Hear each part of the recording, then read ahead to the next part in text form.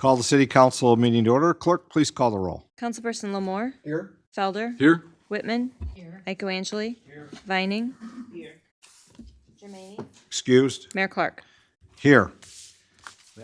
Please rise for the invocation. Remain standing for the Pledge of Allegiance. Guide us in our deliberations and discussions this evening. May our efforts promote the good of the residents of the city and all who visit. I pledge allegiance To the flag Of the United States of America and to the republic for which it stands, one nation, under God, indivisible, with liberty and justice for all.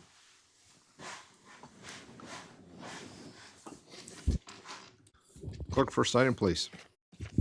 The first item would be any amendments to the agenda. Any amendments to the agenda, administration or council? No. Seeing none. Next item, please. The next item is our citizen comments not related to an agenda item. Thank you. This time we'll take comments from citizens that's not related to an agenda item.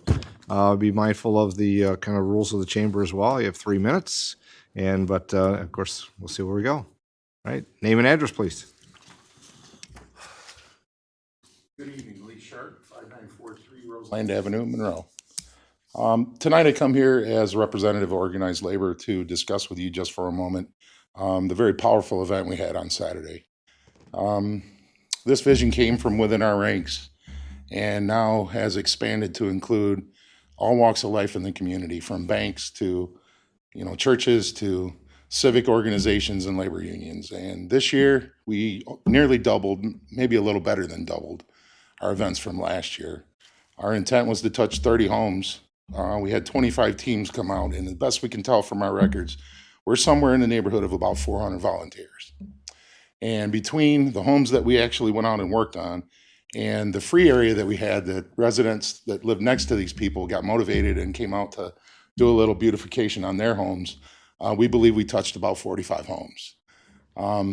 Quite a show of teamwork, everything from the local UAW union and the firefighters working together on a home, to DTE volunteers finishing their home and going out and helping others, to the Boilermakers and painters that came together and painted an entire house, sprayed 15 gallons of paint in one day. Very powerful event.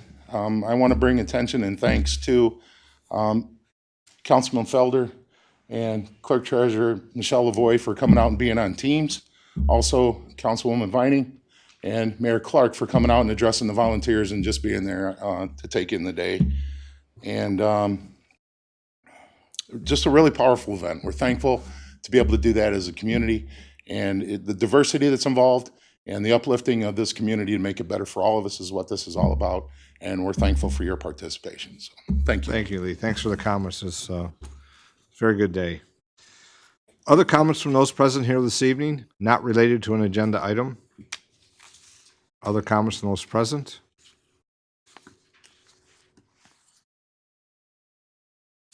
If you're in, now's the time. Yes, name and address, please.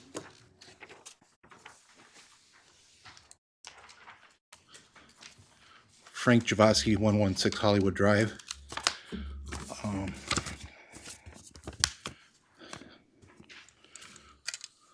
Sorry. Okay. I have two questions. I have a lot that's 5,450 square feet, and I've checked with the building department, and according to the zoning ordinance 720, Article 4, and 72444, schedule areas, height and widths and stuff, it says that for a single-family residential lot, it must be 6,000 square feet. Now, I wanted to ask two questions. One of Mr. Angeli, because he was one of the council members at the time, quite a long time ago, in 2013. Is this a law or is this a guideline? And can you give me a little bit of guidance of what the original intent of this was? Before we start that, I know that the city attorney's been involved with this as well as the staff, and I know the councilman may have the background and knowledge with it, but individual asks of the council, you're addressing the. I just want to know if this is the law. Well, that's probably a question appropriate for the city attorney. He won't answer the question. He's been directed not to answer the question because by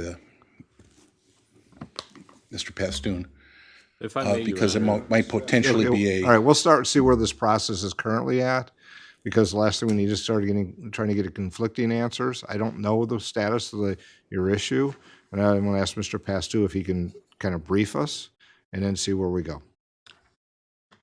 the issue is, and there's been some question circulating by Mr. Jervoski related to the parcel that he mentioned. It's a parcel that is just under the minimum square footage requirement under the zoning ordinance. It is law, it's code. And there's been a dispute, I think, in its value with the assessor regarding whether it's buildable or not and how that would affect certainly the value of the land itself. Our assessor is of the opinion it is a parcel of record and therefore buildable. The fact that it is under the minimum square footage, both Mr. Green and myself are of the opinion that it is buildable. You would have to solicit for a variance, but I think all of the other dimensional aspects of it would be finding its way to being buildable at that point in time. I do have an issue, and Mr. Jervoski is correct that he was asking for an opinion from the city attorney, and I basically had told the city attorney, no, you're not providing an opinion. I can't have every resident in the city of Monroe going directly to the city attorney asking for an opinion on this. You know, he has received an opinion from both the assessor as well as Mr. Green, in which I concur. And as far as I'm concerned, that's probably where it ends, unless the council directs the city attorney to provide a response to the question. But I just can't have every citizen, if there's a question or dispute, running to the city attorney, demanding an opinion on an item that has already once went through an administrative process with the Board of Review, and they haven't. He has not went to see if it's buildable. Or have a plan for the Zoning Board of Appeals to consider. So that's the background as to, in a summary manner, as to what it is. I think the essence of it is the taxable value of the parcel that's undeveloped at this point in time. Mr. Jurowski, you may have some additional comments. I just want to get the foundation. But I hear a couple items. Is there, first of all, as you mentioned, is there the recourse for Mr. Javoski and next steps? And then the next is kind of an ask of the city manager that within your update that you provide to council, maybe giving that information to us in writing as an item that's come before the administration. So the council, I guess, isn't put in a position of trying to answer something when we don't have all the information. Your Honor. I want to get his answer first, though. Okay. Go ahead. Thanks. If I may, I was actually going to have the city attorney also just, he's looked at it, he's aware of it, and Your Honor, I would concur with Mr. Pastu in terms of I think it puts an uncomfortable situation to have citizens come directly and ask for a legal opinion from the city attorney. Certainly, if the administration or council directs, that's something that can be done for your benefit and your representation.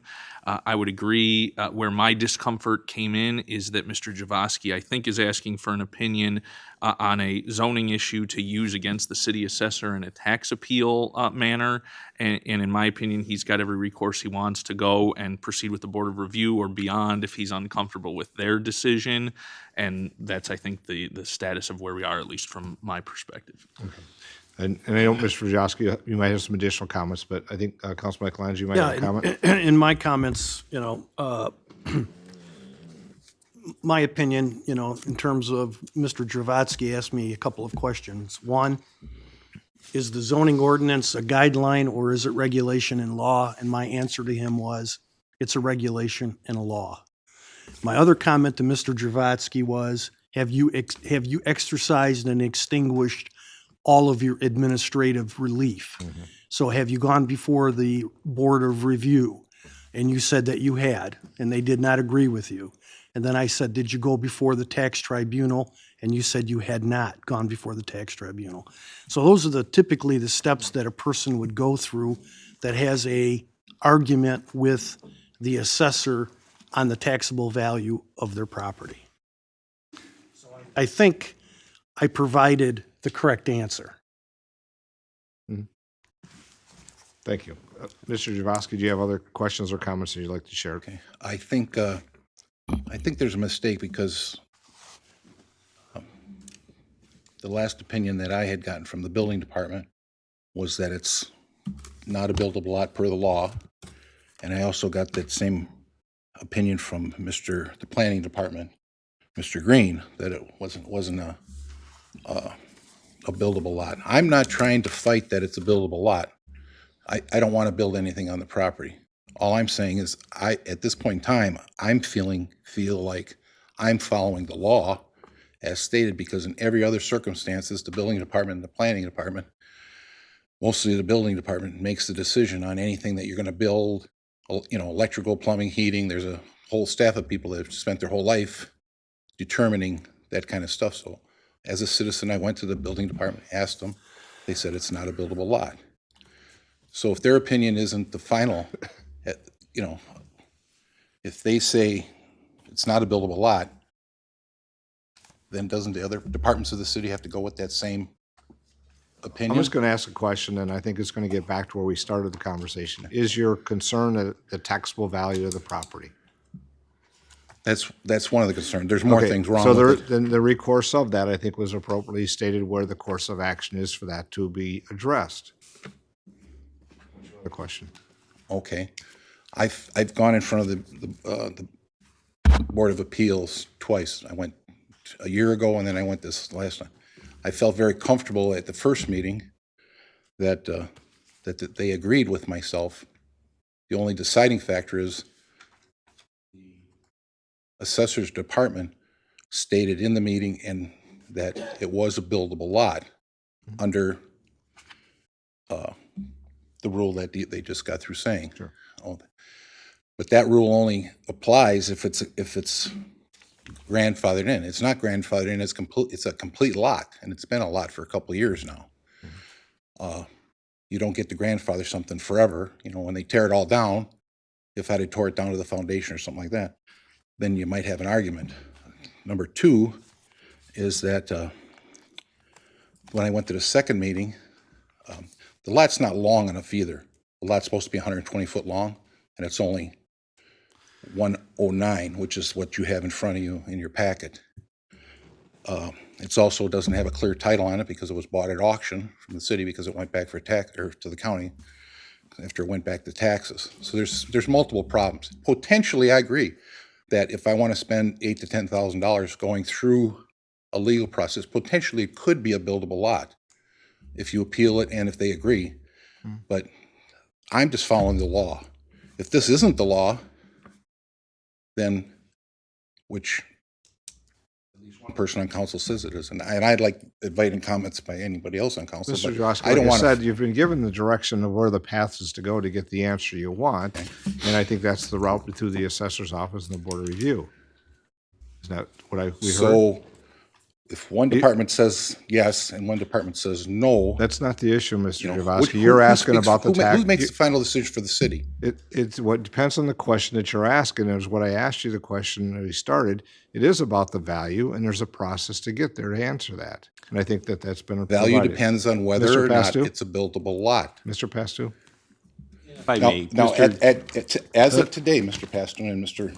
Buds, it's a simple question. Is it a buildable lot as of today or not? I am telling you, I think you're being disingenuous. You have both the city manager and the community development director recognize that parcel has what we would think is a legitimate hardship. If you were to appeal to the zoning board of appeals, both of us would make a recommendation to allow that in there. And so therefore, as far as we're concerned, you can build upon it at some point in time, but you do have to go through a process to get that appeal.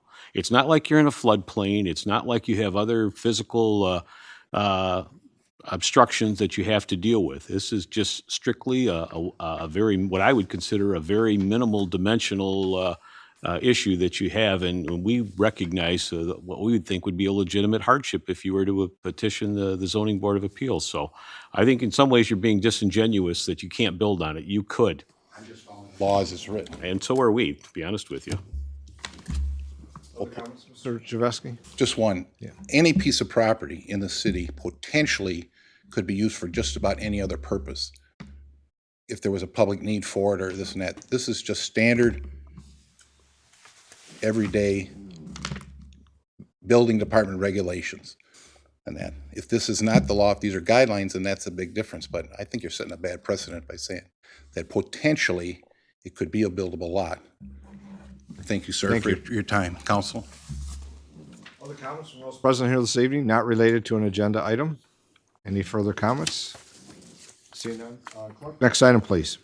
Item on the agenda would be the consent agenda, and for approval of payments, item B, the amount should read $1,882,357.68. 1,882,357.68.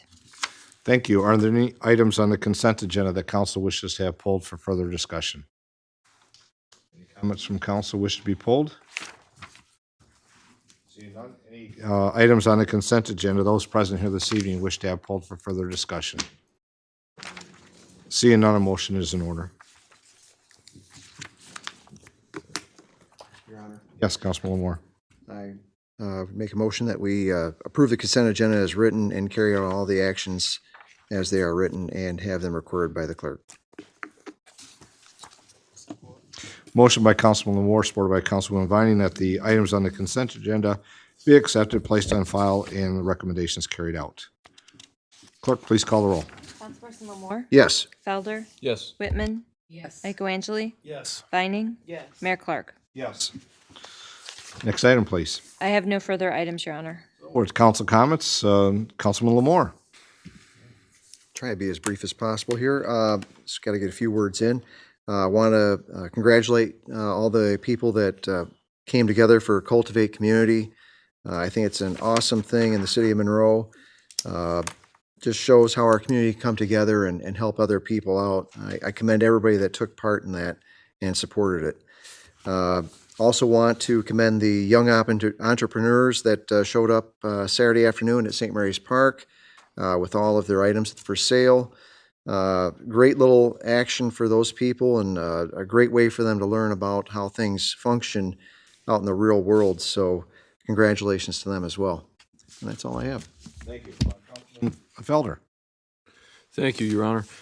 Just a quick word about Cultivate Community. I had a wonderful time there, helping the group I was with. There were too many teams to name, and I'll probably forget some if I try to do them all. So just to say, the service organizations that came out, the labor organizations, the nonprofits and church groups, and other Good Samaritans in general, it was really them that made the whole event possible. It was great to have them all. I hope we do it again next year. I hope it continues to grow, and at the rate it's been growing is fairly phenomenal. I think there were 15 teams last year and 25 this year. That's pretty extraordinary. Also on Saturday was the Battlefield open house. That was a fun event to go to. I always enjoy getting out there, and the howitzers are fun too. Several events in downtown and at St. Mary's Park, of course. And one of the things that happened in the downtown that was not an official event, but I still thought was cool, was all the prom pictures that were happening in our city's parks, and how wonderful for the youth in our community to think our parks are photogenic enough to have their pictures taken in. And I think that says something about our community and about how we keep it and how we make it look. That was cool to see. And of course, the bookmobile here shortly before the meeting, and I know I signed up for a library card in less than 5 minutes. They were able to get me to the meeting on time and checked out 2 books in the same amount of time. So it does not take long. Please get out there and support your local library systems. Thank you, Your Honor. That's all the comments I have this evening. Wonderful comments. Thank you. Councilwoman Whitman. I have no comments. Councilman Michaelangeli. 2 comments. One is just to let, probably the administration knows, but Coastal Zone Management Program is accepting grant applications until, I believe it's June 15th. And on a variety of different types of projects, we're eligible because we're a coastal community. The second comment that I have is, maybe you guys can pass this along to Mr. Lewis. I've noticed that on some of the city replacement sidewalks that are next to street trees, that they are cutting the roots at the base of the trees in order to put the sidewalk back in, and they're damaging the trees. There's a couple of trees that were very, very significantly damaged, I think, in my opinion. And I think that when that happens, it would benefit the property owner and the city if we had a discussion with the property owner, if we could move the sidewalk a little bit into their property so we're not having to cut the base of the tree. So I've noticed in some of the neighborhoods, there's a lot of orange tape around the trees that they're going to be replacing sidewalks. So I would hope that we discontinue that trend of cutting the tree roots in order to replace the sidewalk. So ask the city manager to discuss that with the engineering department and the director of forestry. That's all I have, Your Honor. Thanks, Councilman. Councilwoman Viney. Your Honor, I just wanted to follow up behind everyone who talked about how great Cultivate Community was. It was a wonderful event, and this Saturday is planting day at the Selma Rankins Community Garden, so I'm really excited about that. And yeah, there's just a lot of great stuff going on throughout the city, so happy about that. That's it. Thank you. Thank you. Just a couple comments, some activities that are coming up before our next council meeting. Memorial Day, of course, we have the recognition. I know they say parade, but I think it's really a recognition.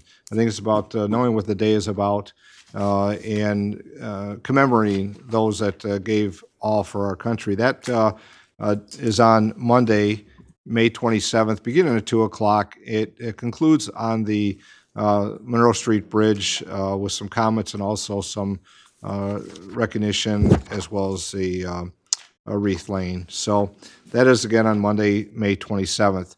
Relay for Life, while they isn't necessarily hosted in the city of Monroe, we know that there's many, many people within our community that participate, put teams together, and spend their time at the Relay for Life, which is Saturday, June 1st. It begins at 10 o'clock, and I just said through June 2nd because it's a kind of overall one day.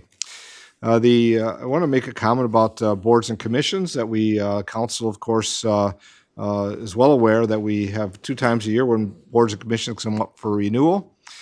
January, and of course the next is the end of June, June 30th, when some appointments expire. There are a few commissions and boards that I'll be submitting to the council for their consideration, but there's also opportunities for those that wish to serve and can simply contact the mayor's office or go online and get the application if you wish to fill it out. If you want to talk about some of the boards and commissions, I would be available as well. But with that, I had an opportunity to speak with city manager because I know council, we've talked about our goals and objectives, not only the recognition of our boards and commissions and volunteers, but one of the commissions or one of the commissions that we're still it's kind of pending for our review is the Recreation Commission. I think it's time that now that we have the summer sessions set, ready for the summer, and the youth will be out playing, that we have the schedule. I think it's time to kind of maybe, I'm asking the city manager to kind of pick that up and take input from the council, but also my thought is maybe put a committee together. Obviously, our Director of Recreation and her involvement and information, a council member or two that might want to serve on this to look forward. None of the current positions on the Recreation Commission, I'll just say they've all expired. Doesn't mean they're not still a participant. They continue to serve until a new board is formed. And it's not just recreation. I think Councilman Felder's comment was right on the mark when we talk about our parks and the value of that. We've talked as a council the parks and recreation. So moving forward, I'm going to ask the city manager to kind of look at that, maybe put together some thoughts from the administration side, come back to council, and obviously take some input from council regarding what maybe that makeup would be of a commission to move us forward, and something that I think we can still complete this year. So last item I have, and I think Councilman Vining did ask about that, was the Jazz Festival. I know Mr. Pastou is, with all that's going on, I think I'm just going to ask him to make some comments when it's his opportunity regarding that, and then we maybe be some dialogue with council as well, possibly. So that's my comments for this evening. I'm going to say thank you for the Cultivate community as a last comment as well. Just a great event, great understanding. I think as Jason had said, it brings the community together. It unifies really over a great idea that generates others to be involved that may necessarily not been the opportunity for the team to work in, but they themselves and their family worked as a team to do their joining items as well. So with that, Clerk Treasurer Lavoy. I don't really think that I could add much more to everything that's been said about the community event, so I'm going to yield my time to the city manager for an issue that's taking up a lot of time, at least on social media anyway. Sure. So I'm anxious to hear what he has to say. Thank you. Mr. Pastu, your comments this Thank evening. you, Your Honor. There is a lot of uncertainty with what's going on with the 2019 Jazz Festival, and so just a handful of things just to review. I think first and foremost, from the city's end of it, we haven't wavered or in any way diminished our commitment to the Jazz Festival. We would continue to provide the resources for a successful event, reserving St. Mary's Park, the personnel that we've dedicated in the past, that being, public services, Parks and Rec, police and fire. And then also internally, administratively, we've already reserved that weekend in August for the event if it is to take place. However, I would say we haven't received a special event application from an organization outlining the details of the event, which is typically the case. And so, and then also I know the clerk's office is certainly involved with some of the vendors as well. So that just touches just about every department in some manner. So our commitment hasn't diminished or wavered whatsoever.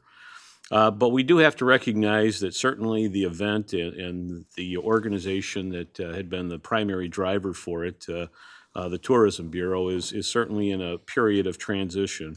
Certainly with John Patterson's passing in 2018, the festival and the Tourism Bureau are transitioning. I will say it is very uncommon for a tourism bureau in Michigan to commit financial resources for an event like the Jazz Festival, like it had in the past. Those resources for events are typically for promotional and marketing support, is what most tourism bureaus are involved with. The Monroe County Convention and Tourism Bureau had received some state-supported training. They've reorganized with new members and are moving more toward that traditional marketing and promotion approach that would serve throughout the county, not just to the city of Monroe. But it is moving away from funding of special events. This new direction is supported by the Michigan Department of Treasury, which oversees the tourism bureaus across the state. As mentioned, the Monroe County Tourism Board, as well as their new executive director. So clearly, the transition with the Tourism Bureau and has affected the event and that transition as well. What's needed is an organization to take ownership. It's been a challenge here for 2019. As you can imagine, this is a major undertaking in securing entertainment, organizing the layout and setup of an event at St. Mary's Park, addressing security and emergency preparedness needs that would go with any event, soliciting and organizing vendors, securing and organizing volunteers that are necessary for the event, and obviously the fundraising that goes with the event itself. Other details that folks may not be thinking of, but are important to a successful event. Certainly, they've got to comply and secure the necessary state and local permits that would be needed for an event. Designating a fiduciary for the event, which is significant, particularly for other nonprofits, having tax implications as well.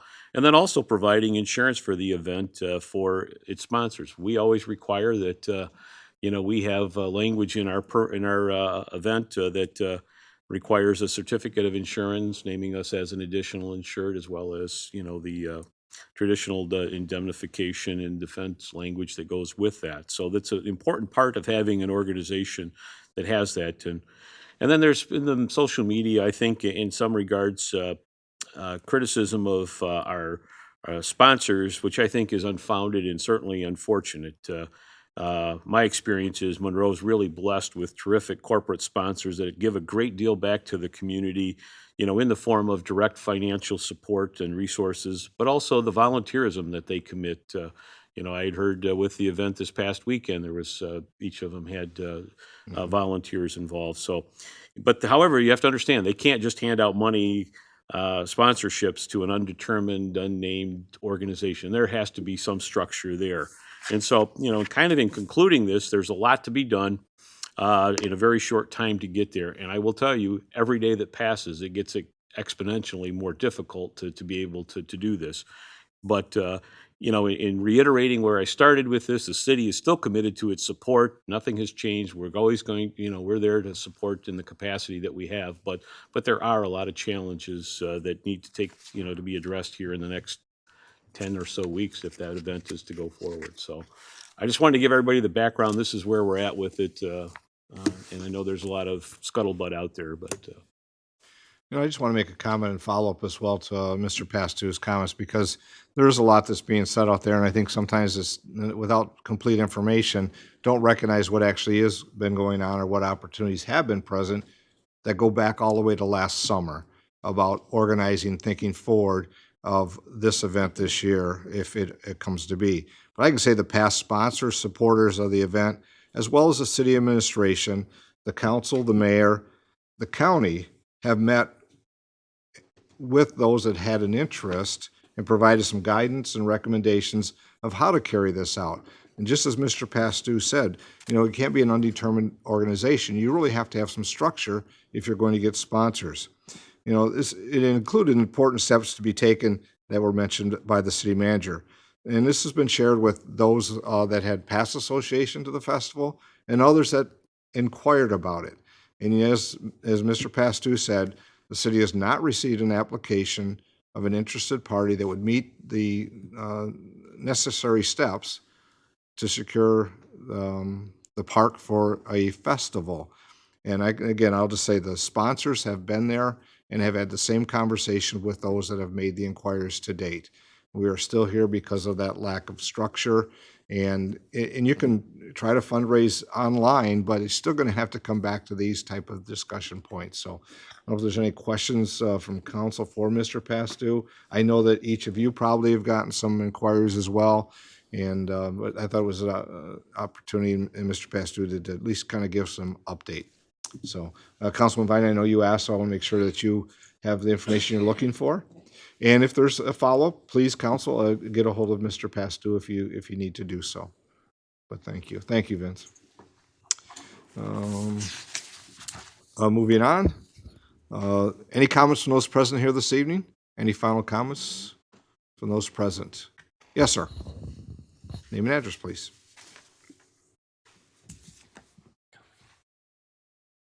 About 4 or 5 years ago, I think we passed a millage for the 3 bridges in the city. That's correct. And it was like $5 million approximately to get them all repaired. And they're all repaired. Yeah. Everything's fine. But there's a couple maintenance items on all 3 bridges that right now are very easy fixes, but they could potentially be, the rebar, the reinforcing, the metal underneath could get rusted. It might cost several $1,000s, but it'd probably extend the life of the bridge a lot longer, and maybe some sealant for the roads and stuff like that. It's, we just got through spending a lot of money for a firehouse that maybe could have went longer, but there was some maintenance that might have not been done. But $5 million for bridges we just spent. We should maybe take care of it a little bit and see if we can extend the life. Probably more than what we're alive, but or at least certainly me. But I think that would be a good investment. Thank you, sir. Thank you for the comment. And just to follow, well, I'll let Mr. Pastu answer because I know there's a maintenance Mr. review. Lewis has actually retained an engineering firm. I want to say every 3 years we have to go through and do an inspection of the bridges themselves, and they would identify items from a maintenance and even a capital maintenance standpoint that we would need to do to extend the life of those bridges. So, and he was just working on it recently that I'm aware of. So That's correct. Very good. Other comments from those present here this evening? Seeing none, a motion be in order. Motion to adjourn. Motion by Councilman Lamore, supported by Councilman Felder to adjourn. Clerk, please call the roll. Councilperson Lamore, Yes. Felder. Yes. Whitman, Yes. Michael Angeli. Yes. Vining. Yes. Mayor Clark. Yes. Thank you all.